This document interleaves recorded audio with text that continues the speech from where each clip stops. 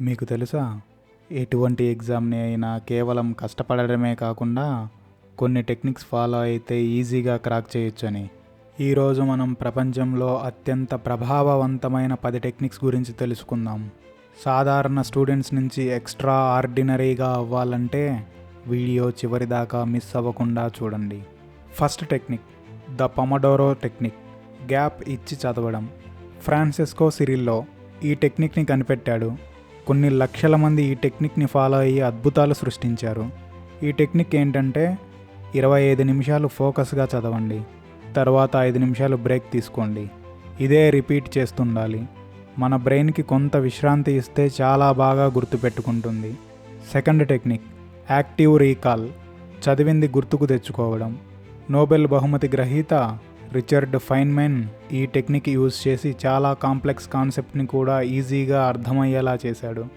ఊరికే చదువుతూ ఉండకుండా చదివింది మొత్తం కళ్ళు మూసుకొని గుర్తుకు తెచ్చుకోవాలి.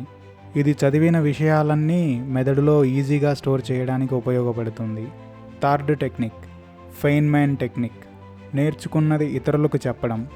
ఆల్బర్ట్ ఐన్స్టీన్ ఈ విధంగా చెప్తాడు: మీరు నేర్చుకున్నది సింపుల్గా ఎక్స్ప్లెయిన్ చేయలేకపోతే మీరు సరిగ్గా నేర్చుకోలేదని అర్థం.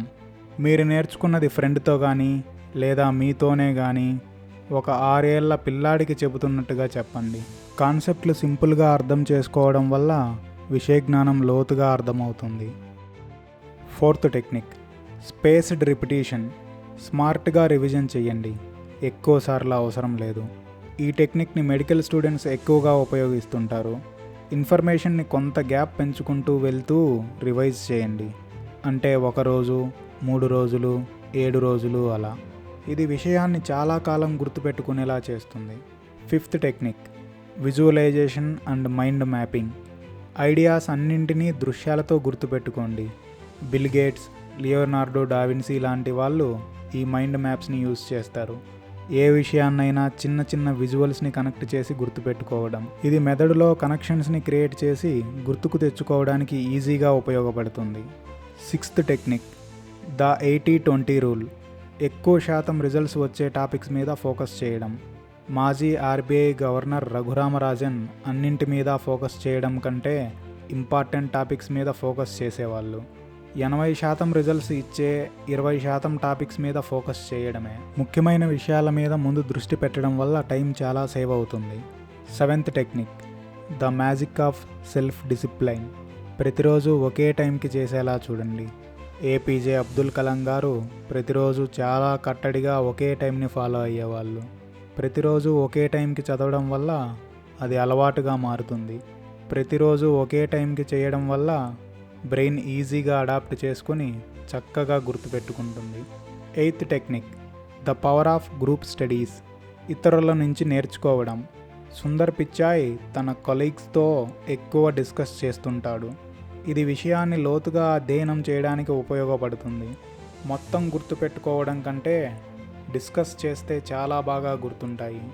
ఇతరులకి ఎక్స్ప్లెయిన్ చేయడం వల్ల కాన్సెప్ట్ చాలా ఈజీగా అర్థమవుతాయి.